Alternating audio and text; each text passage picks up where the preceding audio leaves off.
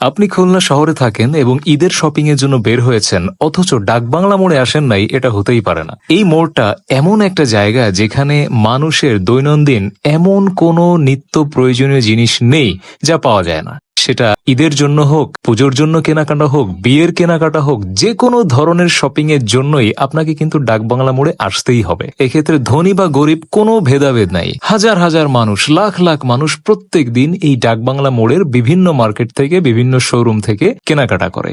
এখানে ফুটপাতে যেমন প্রচুর পরিমাণে আইটেম বিক্রি হয়, বিভিন্ন অ্যাক্সেসরিজ বিক্রি হয়, জামা কাপড় বিক্রি হয়, জুতো স্যান্ডেল বিক্রি হয়, একইভাবে এখানে কিন্তু সুন্দর সুন্দর শপিং মল, বিভিন্ন ধরনের সুন্দর শোরুম, যেখানে কিন্তু আপনি প্রিমিয়াম কোয়ালিটির প্রোডাক্টও কিনতে পারবেন। আবার আপনি ফুটপাত থেকেও চাইলে বিভিন্ন ধরনের প্রোডাক্ট কিনতে পারবেন। ধনী গরিব কোনো ভেদাভেদ নাই, যে কোনো মানুষ যে কোনো সময় শপিং এর জন্য কিন্তু ডাকবাংলা মোড়ে আসবেই। তবে ঈদের সময় এখানে প্রচুর গ্যাদারিং হয়, রিক্সা গাড়ি মানুষজন নিয়ে প্রচুর ঠেলাঠেলি গ্যাদারিং হয়। আপনি যদি ভিড় ঠেলে সামনে এগোনোর অভিজ্ঞতা আপনার থাকে বা চর্চা আপনার থাকে, তাহলে কিন্তু আপনি ঈদের সময় সন্ধ্যার পরে এখানে ঢুকবেন। না হলে আপনার জন্য ভিড় ঠেলে সামনে এগিয়ে যাওয়া একটু মুশকিল হবে, যেহেতু প্রচুর মানুষের সমাগম এখানে হয়।